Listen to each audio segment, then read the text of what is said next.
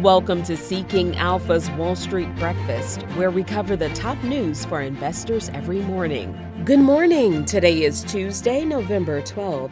I'm Julie Morgan. Southwest Airlines is cutting back. 23andMe is also making personnel changes, and Occidental Petroleum reports earnings today. Southwest Airlines will offer buyouts to workers at 18 airports across the country. The Dallas-based carrier is cutting back on flying planes due in part to aircraft delivery delays from Boeing. The Southwest Airport employees being offered buyouts include ramp agents, customer service agents, cargo workers, and operations agents. In addition to the voluntary separation packages, the airline is also offering an employee time-off program in January that will allow workers to take unpaid time off and return to their jobs later. The international airports in Atlanta and Los Angeles have the largest number of buyout opportunities available. Southwest did not say how many total jobs it is looking to eliminate. Southwest Airlines closed 2.7% higher on Monday. 23andMe Holding is reducing overall headcount by over 200 employees, representing about 40% of the workforce as part of a business restructuring. The company said the restructuring is expected to reduce operating expenses and result in annualized cost savings of more than $35 million.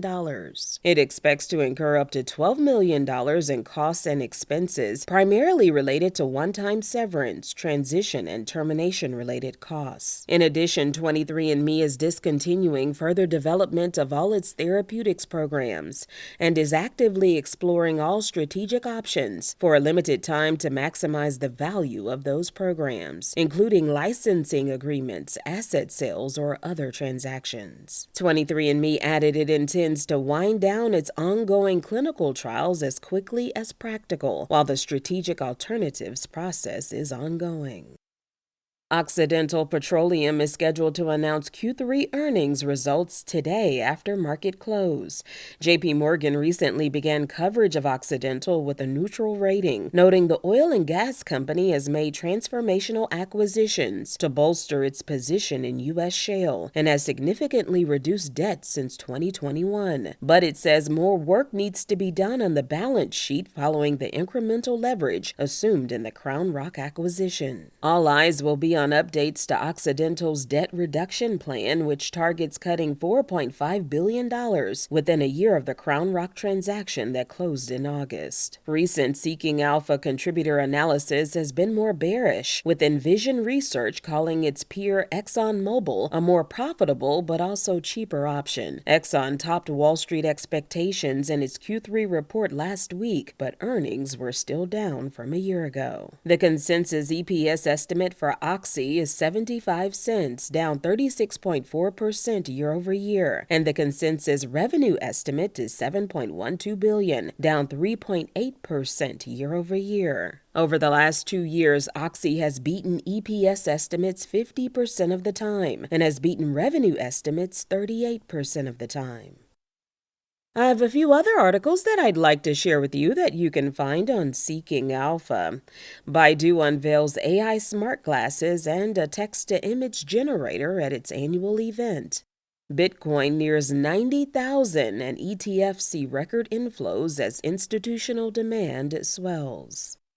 And American Homes for Rent is up to outperform at Evercore on higher mortgage rates.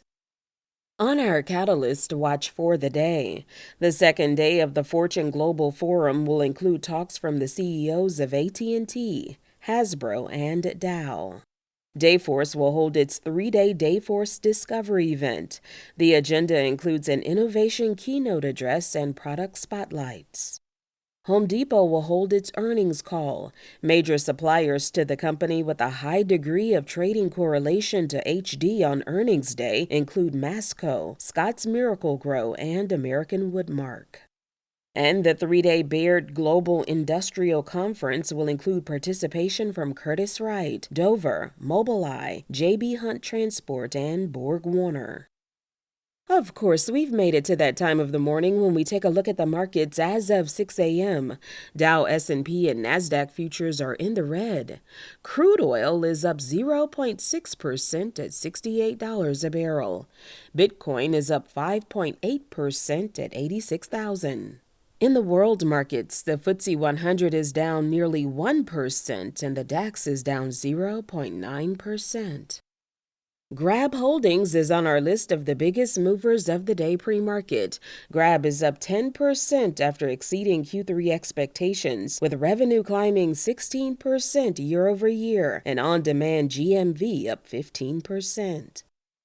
On today's economic calendar, at 2 p.m., the Fed's Neel Kashkari will participate in the Yahoo Finance Invest 2024 conference. It's entitled New Challenges, New Opportunities. And at 5 p.m., the Fed's Patrick Harker will speak on fintech, AI, and the changing financial landscape before the Carnegie Mellon University Lecture Series. That's it for today's Wall Street Breakfast. Thanks for listening. For a full offering of news, analysis, ratings, and data on stocks and ETFs, become a premium subscriber. Learn more at seekingalpha.com/subscriptions. I'm your host, Julie Morgan. Go out and make it a great day.